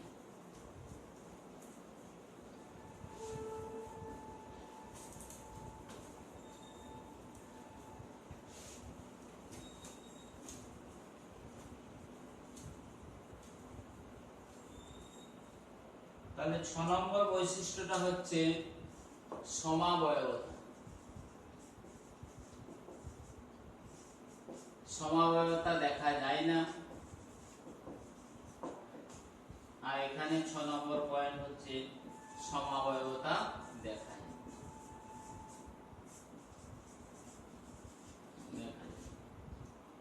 সমাবয়বতা জিনিসটা কি না, এটা জৈব যৌগে পড়বে। সমাবয়বতা হচ্ছে যে সমস্ত যৌগের আণবিক সংকেত একই, কিন্তু গঠন সংকেত ভিন্ন ভিন্ন হয়, এবং অনেক ক্ষেত্রে দেখা যায় যৌগগুলোর ভৌত রাসায়নিক ধর্মও পৃথক পৃথক হয়। সেই যৌগগুলোকে বলা হচ্ছে পরস্পরের সমাবয়বী, আইসোমার। এবং এই সমাবয়ব ভিন্ন ধর্মবিশিষ্ট যৌগ গঠনের ঘটনাটাকে বলা হয় সমাবয়বতা। তো আয়নীয় যৌগগুলোর ক্ষেত্রে সমাবয়বতা দেখা যায় না, কিন্তু সমযোজী যৌগগুলোর মধ্যে সমাবয়বতা দেখা যায়। তো আয়নীয় যৌগগুলোর মধ্যে দেখা যায় না, তার কারণটা হচ্ছে আয়নীয় যৌগে যে তড়িৎযোজ্যতা বা আয়নীয় যোজ্যতার আয়নীয় যোজ্যতার কোনো নির্দিষ্ট অভিমুখ নেই, নির্দিষ্ট অভিমুখ নেই। কেন না, যেহেতু এগুলো ক্যাটায়ন এবং অ্যানায়নের, আয়নীয় যৌগগুলো ক্যাটায়ন এবং অ্যানায়নের সমন্বয়ে গঠিত। একটি ক্যাটায়ন অ্যানায়নকে সব দিক থেকে যেমন আকর্ষণ করতে পারে, আবার অ্যানায়নও ঠিক ক্যাটায়নকে সব দিক থেকে আকর্ষণ করতে পারে। তাই এদের মধ্যে কোনো নির্দিষ্ট অভিমুখ নেই, সেই জন্য আয়নীয় যোজ্যতার কোনো নির্দিষ্ট অভিমুখ নেই। এগুলো হচ্ছে ত্রিমাত্রিক আয়নীয় কেলাস। সমযোজীতার ক্ষেত্রে দেখা যায় সমযোজী যৌগ, এক্ষেত্রে সমযোজী যৌগ মানে সমযোজী বন্ধন কিভাবে গঠিত হয় না, সমযোজী বন্ধন গঠিত হয় দুটো পরমাণু পারমাণবিক কক্ষকের অভিলেপনের ফলে। পারমাণবিক কক্ষকের অভিলেপনের ফলে। কক্ষক, অ্যাটমিক অরবিটাল। পারমাণবিক কক্ষকের অভিলেপন।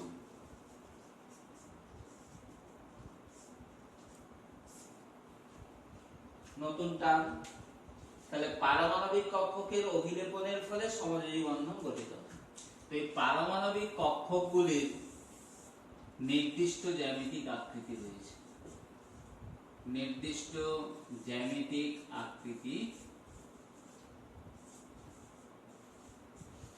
নির্দিষ্ট জ্যামিতিক আকৃতি বর্তমান। তাই সমযোজ্যতার মানে সমযোজী বন্ধনের নির্দিষ্ট অভিমুখ রয়েছে। এই কারণেই সমযোজ্যতার নির্দিষ্ট অভিমুখ বর্তমান। সমযোজ্যতার নির্দিষ্ট অভিমুখ বর্তমান।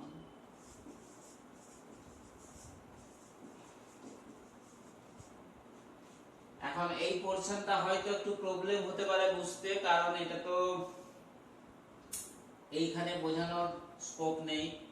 অ্যাটমিক অরবিটাল তোমরা এটা একাদশ ও দ্বাদশ শ্রেণীতে পড়বে।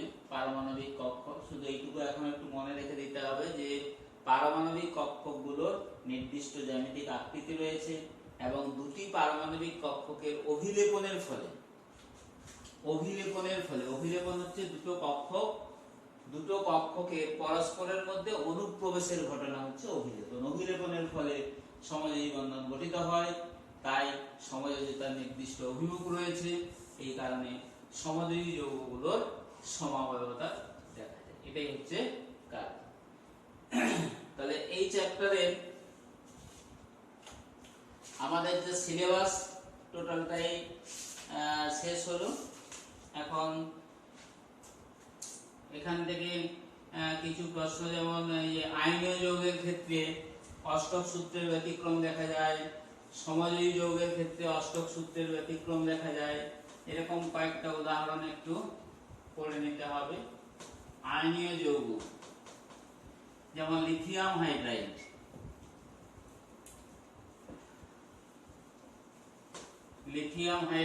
সোডিয়াম হাইড্রাইড,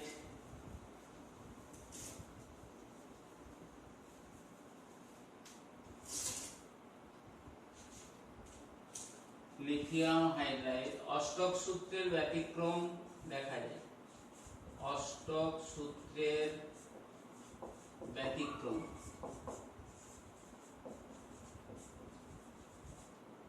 দেখা যায় এরকম এক আয়নীয় যৌগ লিথিয়াম হাইড্রাইড LiH, সমযোজী যৌগ BF3 PCl5 ইত্যাদি, ফসফরাস পেন্টাক্লোরাইড ইত্যাদি।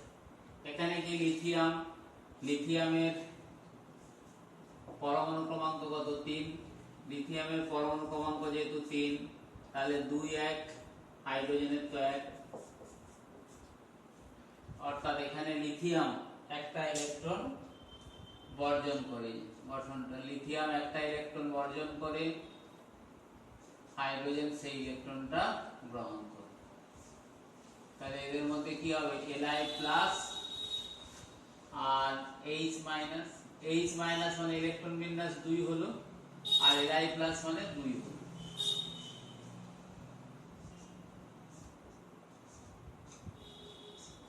অর্থাৎ লিথিয়াম হাইড্রাইডে অষ্টক সূত্র, ওই লিথিয়াম হাইড্রাইড এটা অষ্টক সূত্র সম্মত নয়।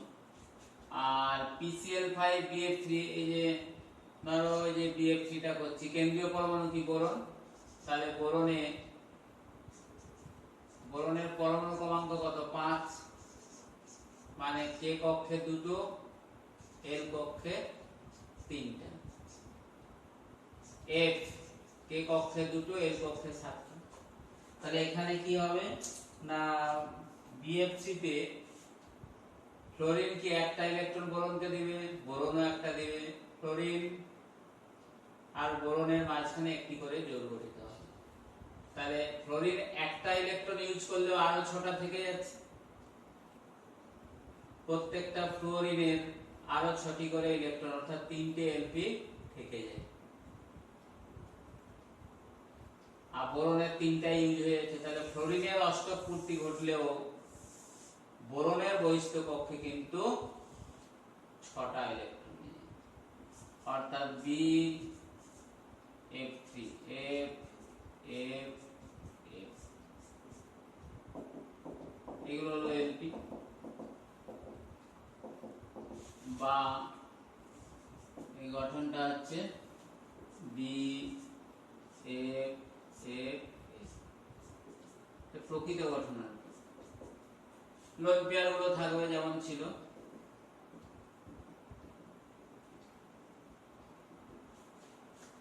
তাহলে এখানে বোরনের বহিস্থ কক্ষে কটা, 6টা ইলেকট্রন, অর্থাৎ 2টো ইলেকট্রন শর্ট আছে।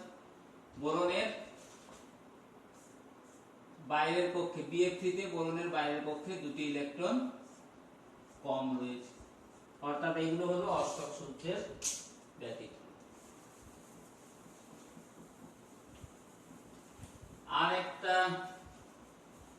এখানে পয়েন্ট বলছিলাম যে তড়িৎযোজী যৌগগুলো কঠিন অবস্থায় তড়িৎ পরিবহন করে না, কারণটাও বললাম, কিন্তু দু একটা ব্যতিক্রম রয়েছে যেখানে আমরা দেখব, যেমন rubidium silver iodide RbAg4I5, RbAg4I5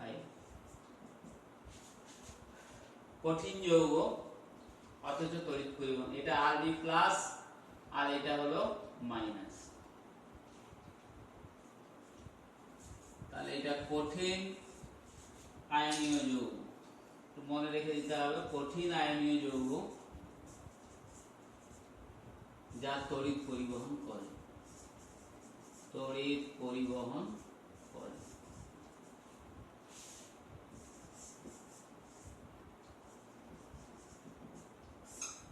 আচ্ছা, 1 আর 2 অক্সিজেনের উদাহরণটা দেখা যাক একটু, O2, এটা একটু বলি, অক্সিজেন ও অক্সিজেনের বাইরের কক্ষে কটা, 6টা ইলেকট্রন, 2 6 ইলেকট্রন বিন্যাস। তাহলে আমাদের গঠনটা এরকম হচ্ছে, এরা দুটো করে জোড় গঠন করবে, এই যে অষ্টক পূর্তি ঘটছে, O ডাবল বন্ড O, এগুলো লোন পেয়ার। কিন্তু অক্সিজেনের এই গঠনটাতে দেখা যায়, অক্সিজেনের এই গঠন পরীক্ষালব্ধ ফলাফলের সঙ্গে মিলে না, এটা পরীক্ষালব্ধ ফলাফলের সঙ্গে মিলে না, তাই এই গঠনটাকে বর্জন করা হয়েছে। প্রকৃতপক্ষে অক্সিজেনের কোনো সঠিক লুইস ডট গঠন আঁকা সম্ভব নয়, এটিও তোমরা একাদশ শ্রেণীতে পড়বে। কারণ অক্সিজেন হচ্ছে প্যারাম্যাগনেটিক, এর প্যারাম্যাগনেটিক ধর্ম রয়েছে। প্যারাম্যাগনেটিক ধর্ম বলতে এটা হচ্ছে চুম্বক দ্বারা আকৃষ্ট, যেটা এই লুইস ডট ডায়াগ্রাম দিয়ে ব্যাখ্যা করা যায় না, সেই জন্য তোমার এই গঠনটা এটা বর্জন করা হয়েছে। বাকি এই চ্যাপ্টারের আমাদের সবকিছুই বললাম, অর্থাৎ চ্যাপ্টারটাকে কমপ্লিট করলাম। এখন ক্লাস 10-এর সব ছাত্রছাত্রীদের, ক্লাস 10-এর সমস্ত ছাত্রছাত্রী এবং অভিভাবক বৃন্দের প্রতি আমার আবেদন যে আমার বিদ্যালয়ের ছাত্রছাত্রীরা শুধু নয়, যাতে সমস্ত বিদ্যালয়ের ছাত্রছাত্রীরাই আমার এই ক্লাস থেকে উপকৃত হয়, সেই কারণে আমি এই ক্লাসটিকে ইউটিউবে আপলোড করছি এবং তোমরা বেশি করে এটাকে লাইক, কমেন্ট এবং শেয়ার করে সবার মধ্যে ছড়িয়ে দাও, যাতে পশ্চিমবঙ্গের সমস্ত ছাত্রছাত্রী আমার এই ক্লাস থেকে উপকৃত হয়।